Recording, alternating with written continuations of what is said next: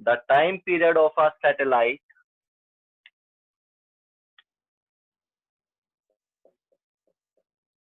Kepler third law को लेकर कर रहे थे, the time period of a satellite of earth is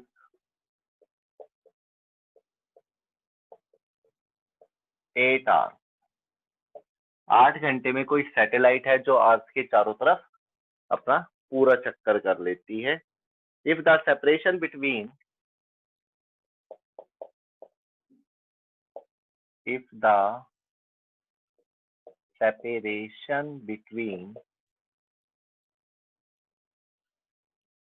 earth and the satellite,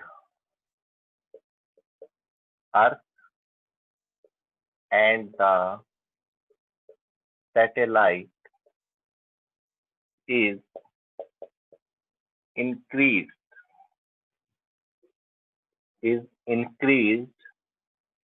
to 2 times the previous value, 2 times the previous value। जो पहले वाली value थी उससे डबल अगर कर दिया जाए, 2 गुना बढ़ा दिया जाए। Find the new time period, find the new time period of the satellite. उस सैटेलाइट का न्यू टाइम पीरियड आपको फाइंड करना है, कैलकुलेट करना है। तो कैसे करेंगे? क्वेश्चन आया समझ में? क्वेश्चन आया समझ में? सपोज ये अर्थ है, डायग्राम के थ्रू समझिए थोड़ा सा। सपोज ये अर्थ है, अर्थ से किसी सैटेलाइट का डिस्टेंस गिवन है, ये रही सैटेलाइट,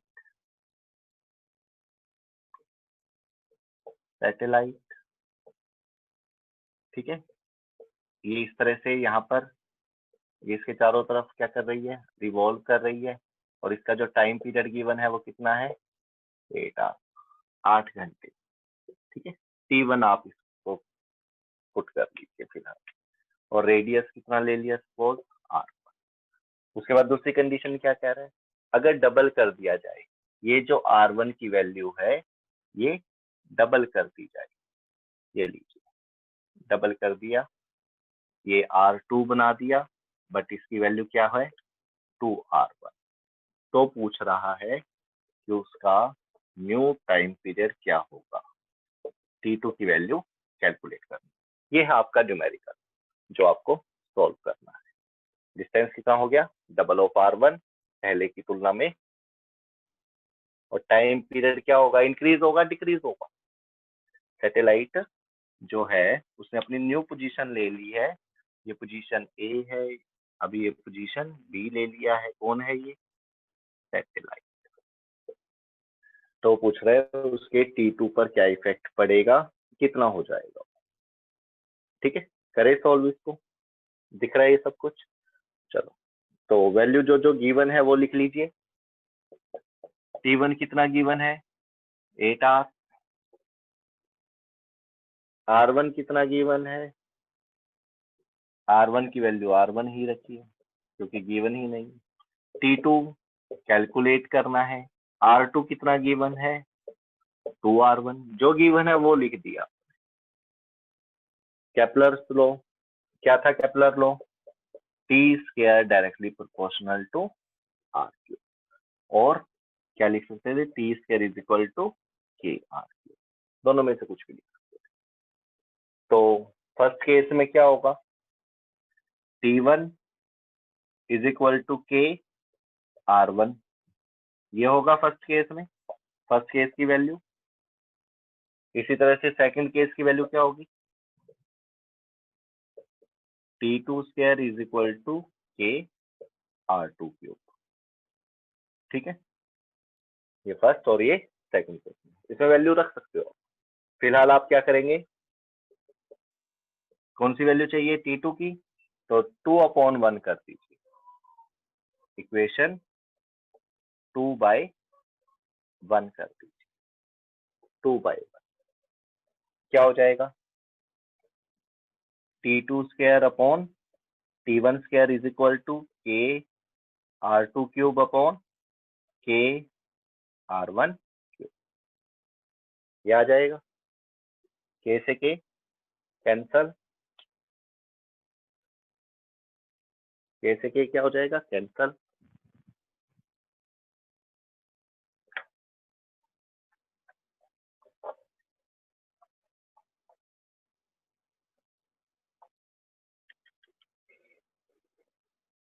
उसके बाद T2 upon T1 whole square लिख सकते हो ऐसे ही R2 upon R1 whole square लिख सकते हो इस इक्वेशन को ऐसे। उसके बाद T2 अपॉन T1 क्या हो जाएगा? R2 अपॉन R1, ये स्क्वायर उधर चला जाएगा तो क्या हो जाएगा? 3/2। और इसी चीज को फिर T2 की वैल्यू कैलकुलेट करनी है। T1 R2 upon R1 whole power 3/2। ठीक है, ऐसे लिखा जाएगा सिंप्लीफाई करके। Now put all these value, जो जो आपको पता है। T1 की वैल्यू कितनी है? T1 की वैल्यू कितनी गिवन थी? गिवन वैल्यूज, सॉल्यूशन यहाँ से स्टार्ट कर रहा था आपने। 8 R 8। What is the value of R2? R2 की वैल्यू बताइए। 2R1। What is the value of R1? R1 को R1 ही रखेंगे, होल पावर 3/2। R1 से R1 कैंसल। अब मल्टीप्लाई मत कर देना, पावर है। 2 की पावर 3/2 किसके इक्वल होगा? 2 की पावर 3/2। 2 को 3 बार लिखिए और उसका अंडर रूट कर दीजिए। कैसे सिंप्लीफाई करोगे इसको? 2 का क्यूब करा और फिर उसका अंडर रूट कर दिया। कितना हो जाएगा ये? 8 रूट 2 2 4 2 8। फिर 8 को सोल्व करिए, रूट 8 को क्या लिखा जाता है? 2√2 लिख सकते हैं। 8 2 16 √2 are your final answer. 16 into √2 की वैल्यू 1.414 करके देखिए, इसको भी थोड़ा सा 1.5 गुना के करीब। 16 और 8 24 23 के करीब 23 घंटे हो जाएगा उसका। सैटेलाइट 2 का, और सॉरी T2 जो आएगा वो आएगा लगभग 23 घंटे के करीब। पहले कितना था? 8 घंटे के करीब। तो आप इस फार्मूले का यूज करके अगर सैटेलाइट का जो डिस्टेंस है अर्थ से वो कम या ज्यादा कुछ भी कर सकते हो, कम या ज्यादा कुछ भी कर लीजिए। और इस फार्मूले के अकॉर्डिंग इस तरह से आपको सोल्व करना है। तो ये दूसरा न्यूमेरिकल था आपका केपलर थर्ड लॉ को लेकर। आई होप आपको ये समझ में आया होगा। चलो नेक्स्ट करते हैं। केपलर सेकंड लॉ पढ़ा था आपने, area sweeps equal area sweeps in equal interval of time. उसके अंदर एक चीज और बोली थी मैंने कि जब कोई प्लेनेट रिवॉल्व होता है अराउंड द सन तो वो एलिप्टिकल पाथ में होता है। कभी वो सन के पास आ जाता है और कभी दूर, कभी सन के पास आ जाता है और कभी दूर। तो इस हिसाब से उसकी वेलोसिटी भी कभी कम हो जाती है और कभी ज्यादा हो जाती है। उसकी वेलोसिटी कब कम होएगी कब ज्यादा होएगी ये अब पढ़ेंगे आप। ठीक है, केपलर सेकंड लॉ, थोड़ा सा इसके बारे में और नॉलेज लेते हैं। केपलर सेकंड लॉ के बारे में सिर्फ आपने पढ़ा है उसको, equal area sweeps in equal interval of time. थोड़ा सा डायग्राम बनाएंगे इसका दोबारा से। दिस इज सन, ये इसका ऑर्बिट बना रहा हूं।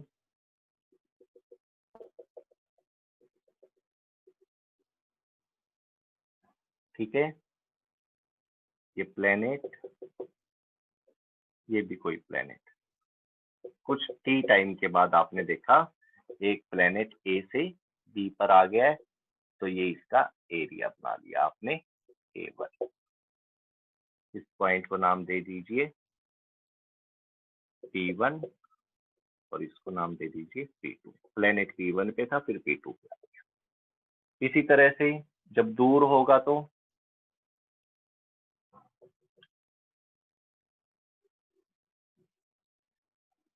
This point is P3, this is P4 और पॉइंट C और D कह सकते हो आप इसको।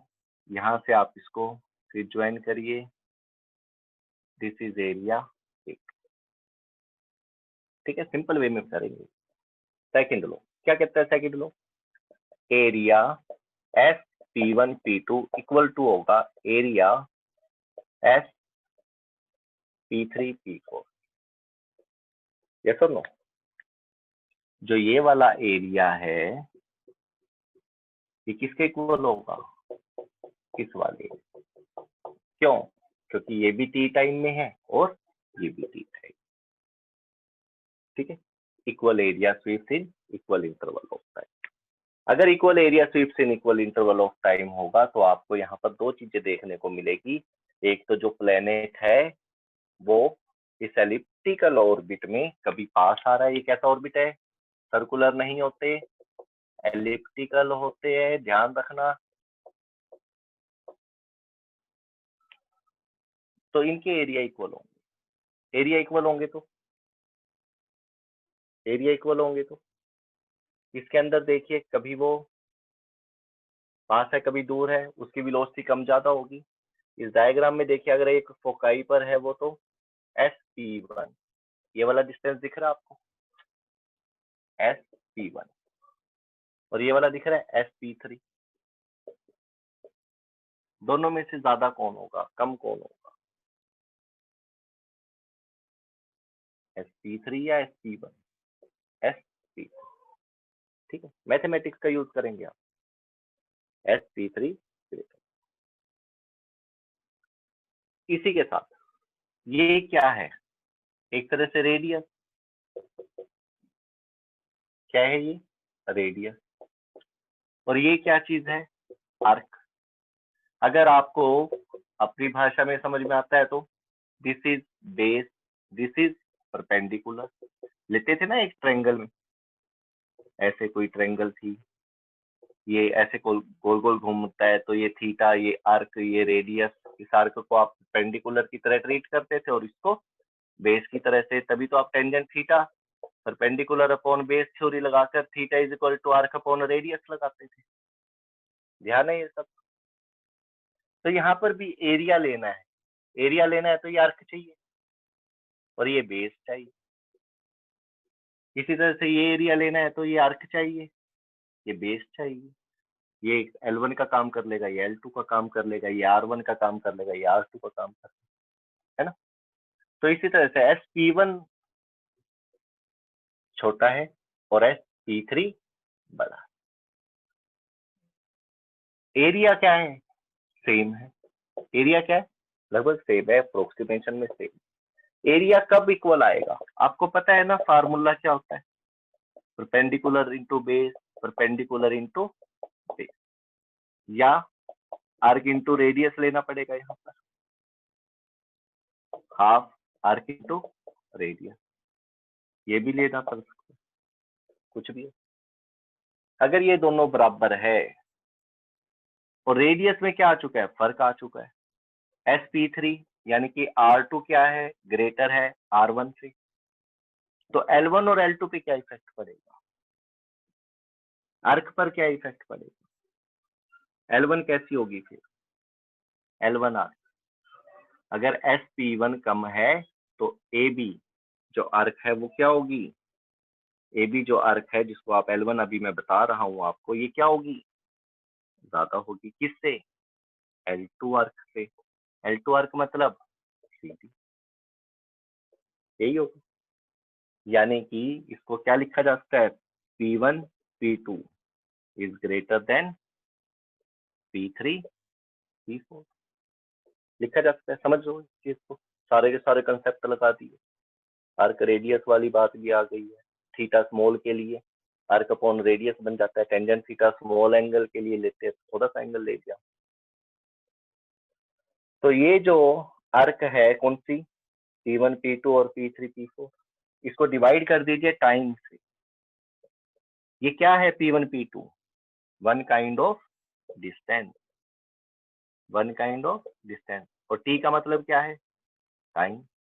डिस्टेंस अपॉन टाइम को क्या बोलते हैं, डिस्टेंस अपॉन टाइम को क्या बोलते हैं, वेलोसिटी। क्या बोलते हैं, वेलोसिटी। कब, ए से बी की ग्रेटर होगी किससे, वेलोसिटी सी टू डी। तो क्या प्रूफ हुआ यहाँ से, अगर आपने एरिया इक्वल लिए तो आपको पता है ए से बी पॉइंट पर जब ऑब्जेक्ट जाएगा तो उसकी वेलोसिटी ज्यादा होगी, और सी से डी तक जाएगा तो उसकी वेलोसिटी कम होगी। तो क्या प्रूफ हुआ, and the planet closer to the sun its linear velocity is greater. क्या होगी, मोर, ज्यादा होगी। ठीक है, नोट कर लीजिए इसको।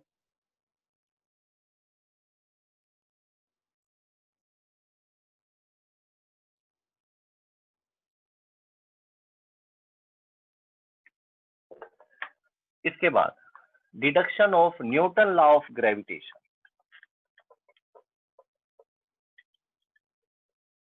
Deduction of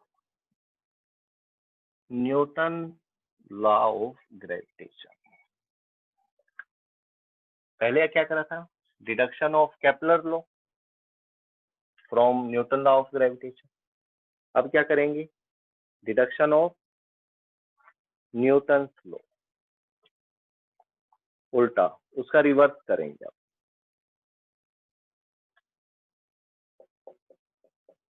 deduction of Newton law of gravitation किसकी हेल्प से, from Kepler law, from Kepler, या केपलर थर्ड लॉ भी कह सकते हो, मर्जी आप। न्यूटन लॉ ऑफ ग्रेविटेशन क्या होता है, F is equal to GMM upon R square. Kepler third law, third का यूज करेंगे आप, कई बार थर्ड लॉ भी कह देता है, केपलर लॉ भी कह देता है। केपलर थर्ड लॉ क्या है, दोनों में कॉमन कोई चीज, देखने में तो कुछ नहीं नजर आ रहा, सिर्फ रेडियस आ रहा है। क्या आ रहा है, रेडियस। किसके बीच का रेडियस है ये, केपलर थर्ड लॉ, कोई प्लेनेट होगा, दूसरा प्लेनेट होगा, या सन है, प्लेनेट है, तो दो बॉडी है ना जिनके मास M1 M2 या M और M है, उनके बीच का गैप भी दे रखा है। ठीक है, तो कहने का मतलब है दोनों के दोनों में ज्योमेट्री जो है, इमेजिनेशन करके देखिए, दोनों के दोनों में एक चीज कॉमन है, वो क्या है, एक कोई ऑब्जेक्ट है जिसका मास m है, दूसरा कोई ऑब्जेक्ट है जिसका मास स्मॉल m है, इनके बीच का गैप क्या है, r। तो अब देखिए क्या इसी डायग्राम से ये दोनों चीजें मिलती हैं आपको। ये जो मास है, अगर ये इसके अराउंड इस तरह से रिवॉल्व हो रहा है तो इस पे वेलोसिटी भी होगी, एंगुलर वेलोसिटी भी होगी। ठीक है, रेडियस इस पे है ही। ठीक है, और क्या क्या चीजें होंगी इस पे, F is equal to M V square upon R होगा, F is equal to M R omega square भी कह सकते हो आप। और क्या हो सकता है इन दोनों के बीच में, मास मास, और ये है तो F is equal to G M M upon R square भी हो सकता है। और अगर ये रोटेट कर रहा है तो इसका time period T square is equal to क्या होगा, के आर क्यूब, ये भी होगा, ये कैपिटल थर्ड लॉ। यस और नो, ये सेंट्रीपिटल फोर्स से रोटेशन लगा दिया, M R omega square, omega की वैल्यू क्या होती है 2 पाई अपॉन टी, और 2 पाई न्यू भी कह सकते हो आप।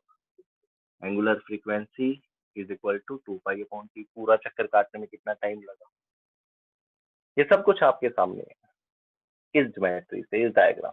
Deduction of Newton law of gravitation, आपको Newton law of gravitation F is equal to G M M upon R square prove करना है। क्या प्रूव करना है, G M M upon R square. लेकिन कौन से लॉ से, गिवन क्या है, जिसके अंदर गिवन है ये और प्रूफ आपको ये करना है। ठीक है, करें स्टार्ट। जब कोई प्लेनेट एक बॉडी मास m है, दूसरा मास स्मॉल m है, वो उसके चारों तरफ घूम रहा है, तो ये दोनों की दोनों चीजें आपको वहां पर उस कंडीशन में मिल जाएगी। तो कंडीशन आपके सामने है, डायग्राम आप भले ही मत बनाना, माइंड में होना चाहिए कि सारी चीजें हमारे पास है। और भी कुछ चीजें उसके जो नहीं लिखी है, लेकिन जो चीजें हमें यूज करनी है वो सारी यहाँ पर आ चुकी है। करें start.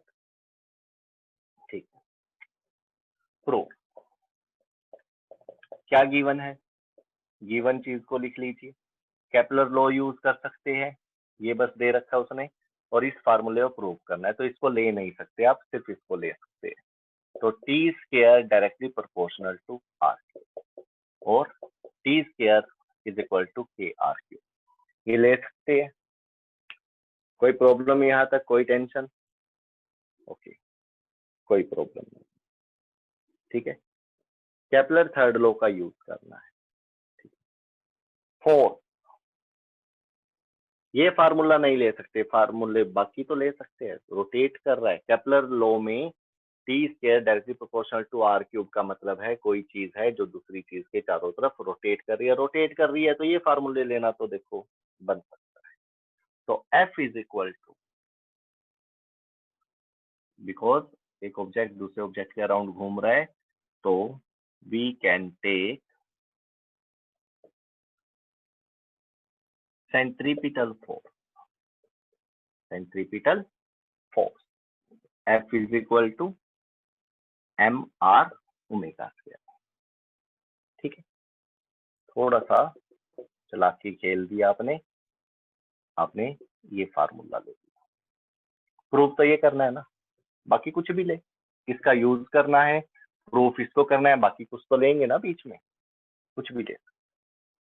F is equal to M R, omega की वैल्यू कितनी है, 2 pi upon T. Okay, F is equal to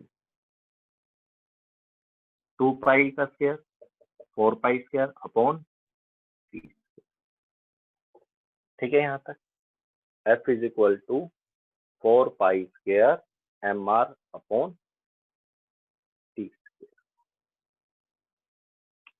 कोई डाउट? अब टी स्क्वायर की वैल्यू कितनी है, देखो केपलर लॉ का यूज कर रहा हूँ, using Kepler third law, mathematical expression. T square की जगह पर क्या रखा, टी स्क्वायर की जगह पर क्या रखा, के आर क्यूब रख सकते हो, के आर क्यूब। ठीक है,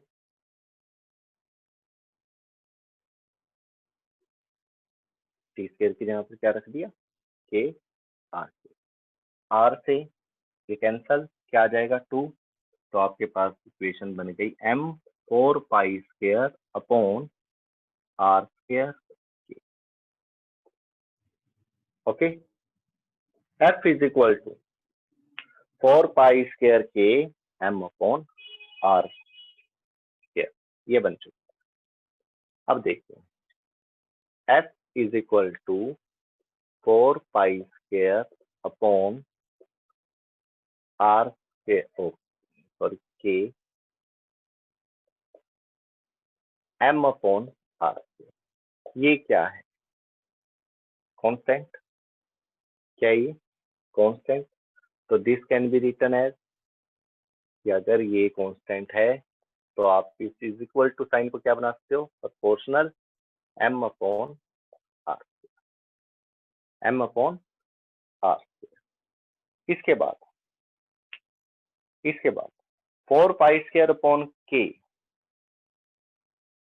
इसको सुनिए जो मैं बोल रहा हूं, दिस सेंट्रीपिटल फोर्स क्या थी, सेंट्रीपिटल फोर्स का फार्मूला, ये भी क्या निकाल रहे हैं, सेंट्रीपिटल फोर्स। तो जो ये सेंट्रीपिटल फोर्स है is provided by the gravitational attraction. ये क्या है, ग्रेविटेशनल अट्रैक्शन। किसकी अट्रैक्शन? Gravitational attraction. ये जो सेंट्रीपिटल फोर्स है, दिस इज ग्रेविटेशनल अट्रैक्शन। किसके लिए? exerted by the sun on the planet। अगर ये मान लो सन है, ये प्लेनेट है, तो सन ने प्लेनेट के ऊपर फोर्स ऑफ अट्रैक्शन लगाई है। कितनी? m upon R square. कितनी? m upon R square. इसी तरह से according to Newton, the gravitational attraction between sun and planet, और यू कैन से दो बॉडीज के बीच में, अगर इसने इसके ऊपर फोर्स लगाई है तो ये भी इसके ऊपर फोर्स लगाता है, ये भी इसके ऊपर फोर्स लगाता है। If F is directly proportional to mass of planet, ये कौन सा मास है? प्लेनेट का। अगर directly proportional to mass of planet है, it should be directly proportional to mass of sun भी होगा, यानी कि F directly proportional to m भी होगा। m, एक m तो आ गया, फोर्स ऑफ अट्रैक्शन दोनों मास से होती है, ठीक है। तो एक m आ चुका है, तो दूसरा m भी आएगा। तब दिस रिलेशन बिकम, और you can say this 4 pi square upon k, 4 pi square upon k is equal to, sorry, proportional to capital M mass of sun. यानी कि एक ऑब्जेक्ट तो आपने ले लिया, आ गया था आप पे, दूसरा ऑब्जेक्ट आपने क्या करना है? न्यूटन लॉ से बताना है कि अगर एक बॉडी दूसरी बॉडी को अट्रैक्ट कर रही है तो दूसरी भी पहले वाली को अट्रैक्ट करती है, तो वो वाली फोर्स सिर्फ एक मास के प्रोपोर्शन नहीं हो सकती, दूसरे के भी हो। तो इसी तरह से आपका ये फार्मूला क्या बन जाएगा? F proportional to capital M small m upon R square. This is Newton law of gravitation. ठीक है, प्लीज नोट इट, नोट कर लीजिए। ओके, नोट कर लीजिए तो। उसके बाद एक न्यूमेरिकल नोट करिए, क्योंकि अगला आर्टिकल होगा नहीं। ग्रेविटेशनल कांस्टेंट की वैल्यू पता है कितनी होती है? Capital G।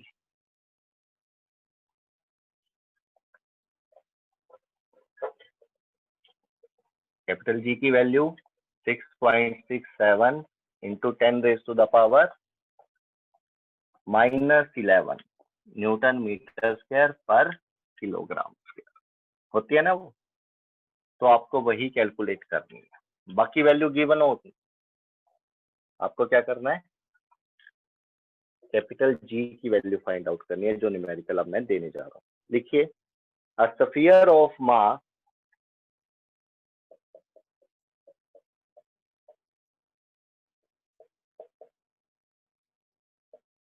40 kilogram.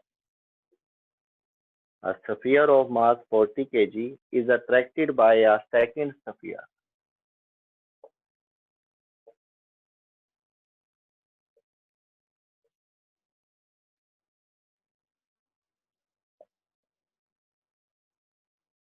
Is attracted by a second sphere of mass 15 kg. एक मास है 40 किलोग्राम का, दूसरा है 15 किलोग्राम का। उसके बाद when their centers are 20 centimeter apart, when their centers are 20 centimeter apart, 20 centimetre वो सेंटर टू सेंटर एक दूसरे से दूर है। विद द फोर्स ऑफ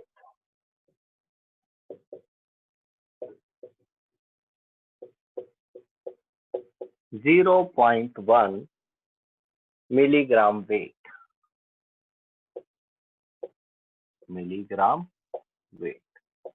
देखिए, आपको अगर इस वैल्यू को नहीं सिंप्लीफाई करना था तो आप इस न्यूमेरिकल को भी नहीं कर पाओगे। Calculate the value of gravitational constant.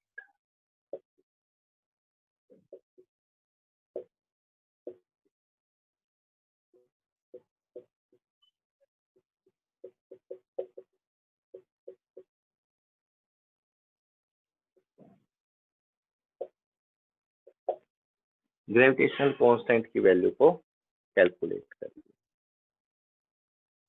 करें इस क्वेश्चन को, सॉल्व करिए। सॉल्यूशन करने से पहले जो जो गिवन है वो वाली वैल्यूज लिखिए। एक मास गिवन है 40 kg, एक मास है 15 kg, बड़े वाले को कैपिटल एम, ज्यादा मास को, छोटे वाले को स्मॉल एम। डिस्टेंस कितना गिवन है इनके बीच में, 20 सेंटीमीटर, सेंटीमीटर में है तो मीटर में कन्वर्ट करिए, 20/100 मीटर, 2 से 2 कैंसल, 2 1 जा 2 5, या मर्जी है 1/2/10 की फॉर्म में रख लीजिए। उसके बाद फोर्स गिवन है, क्या है force, F is equal to 0.1 milligram weight. इसको न्यूटन में लेकर आइए, किसमें लेकर आइए, न्यूटन।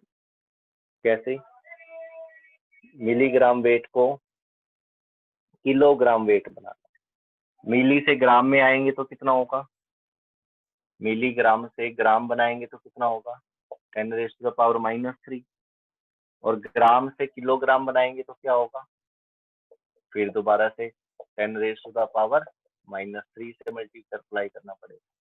तो मिलीग्राम से ग्राम करना है तो मिली को हटाकर 10⁻⁻3, फिर ग्राम से किलोग्राम जाना है तो फिर भी 1000 से डिवाइड करना पड़ता है। तो कितना आ गया ये, 10⁻⁻3, 0.1 इंटू 10⁻⁻6, और ये क्या आ गया अब, किलोग्राम वेट। मिलीग्राम वेट से क्या बन गया, किलोग्राम वेट। अब किलोग्राम वेट से न्यूटन बनाइए। न्यूटन कैसे बनेगा, 0.1 इंटू 10⁻⁻6, ये एक तरह से मास होता है, मास से फोर्स बनाइए, कितना, 9.8 से मल्टीप्लाई, 9.8 से मल्टीप्लाई, तो ये आपके पास आ गया Newton. This is the value of force. तो ये सारी वैल्यू आपके पास गिवन है, सिवाय किसको छोड़कर, यूनिवर्सल ग्रेविटेशनल कांस्टेंट, क्योंकि जी की वैल्यू वेरी नहीं करती, कैपिटल जी की वैल्यू वेरी नहीं करती, क्योंकि ये यूनिवर्सल ग्रेविटेशनल कांस्टेंट क्या है, यूनिवर्सल ग्रेविटेशनल कांस्टेंट।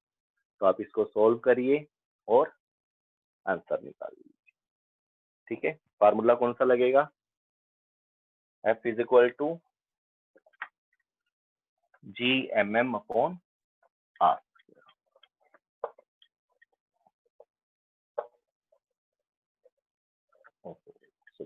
वैल्यूज भी उड़ा दी, चलो कोई बात नहीं।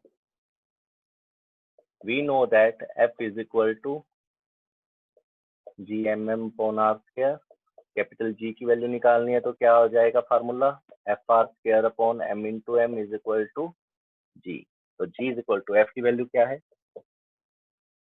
0.1 इंटू 10⁻⁻6 इंटू 9.8। R कितना है, 1/5 इंटू 1/5, स्क्वायर करना पड़ेगा R का, अपॉन मास कितने गिवन है, 40 kg और 15 kg। हो गया ये,